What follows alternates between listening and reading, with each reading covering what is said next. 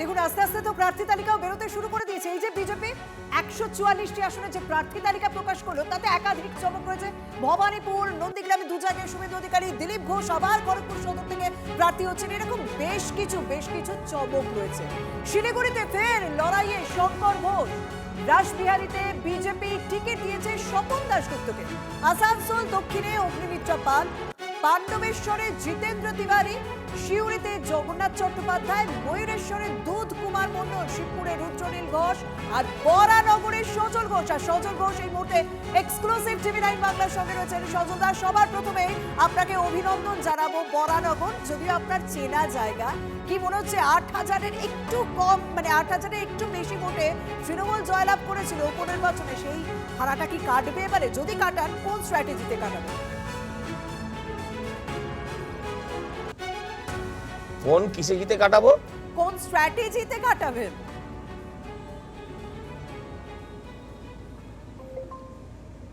8,000-এ হেরেছিলাম, 20,000-এ জিতবো। 20,000-এ জিতবো বলাটা ভুল, তৃণমূলকে হারাবো 20,000-এরও বেশি ভোটে।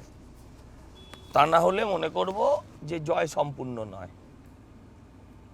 আপনি বারবার এই 20,000 ভোটে হারাবেন তৃণমূল কংগ্রেসকে, এটা একবার নয় বারবার বলছেন। এই আত্মবিশ্বাসটা কোথা থেকে আসছে বলুন তো? এই 20,000টা হঠাৎ করে আপনার মনে গেঁথে গেল কি করে? আর এবারে বাম প্রার্থী কি কোনো রকম সমস্যা তৈরি করবেন? কারণ গতবারের নির্বাচনে আপনারা বলেছেন বামেরা ভোট টেনেছিল, তাই টিএমসি জিতে গেছে। আপনার কথা শুনে আমি 20টাকে 25 করে দিলাম। জান, ওরা হারবেই, 20 না 25 সেটা নিয়ে বিতর্ক থাকতে পারে। আর এই কনফিডেন্স কোত্থেকে পাই? বরানগরের মাটিতে আপনি ঘুরুন, বরানগরের আকাশ বাতাস আপনি শুকে দেখার চেষ্টা করুন, অনুভব করুন, বুঝতে পারবেন আমি কে, আমি কোথা থেকে বলার ক্ষমতা রাখে আমি জিতবো, এত ভোটে জিতবো। মানুষ জেতায় এবং মানুষ হারায়। এত বছরগুলো তো মানুষ জেতায়নি। 35,000 ভোটের মার্জিন ছিল 2021 সালে। সেই মার্জিন 24-এ এসে 8,000 দাঁড়িয়েছে। 24-এ যেটা 8,000 হয়েছে, তৃণমূল এমন কোনো কাজ করেনি যে সেইটা এবার 10,000 হবে। এবং তারপর থেকে তৃণমূল যে ধরনের কাজ করেছে তার ভোট নিম্নগামী হওয়া ছাড়া আর কোনো রাস্তা নেই। অতএব আমি 20,000 বলেছি, 20,000টা কমও হতে পারে, তার বেশিও হতে পারে। শেষ প্রশ্ন, কোন জাদু মন্ত্রে সজল ঘোষকে বেছে নেবেন বরানগরের মানুষ?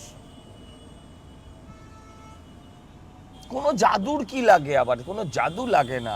শুধু বরানগরের মানুষ বাঁচবে না, সর্বত্রই মানুষ বিজেপিকে বাঁচবে, এতে জাদু লাগে না। জাদুটা মমতা ব্যানার্জির জাদু। যেভাবে তিনি গত 15 বছরে শাসনের নাম করে বাংলাটাকে শোষণ করেছেন, যেভাবে মানে তার মা মাটি মানুষের নামে মাকে মাটিতে মিশিয়ে দিয়েছেন, তার বিরুদ্ধে ভোট হবে, তার বিরুদ্ধে মানুষ রায় দেবে। এতে কোনো জাদু পাদুর ব্যাপার নেই। অনেক ধন্যবাদ। আমরা বরানগরের বিজেপি প্রার্থী সজল ঘোষের সঙ্গে কথা বললাম। আমাদের সঙ্গে শঙ্কর ঘোষও রয়েছেন, তার সঙ্গেও কথা বলবো।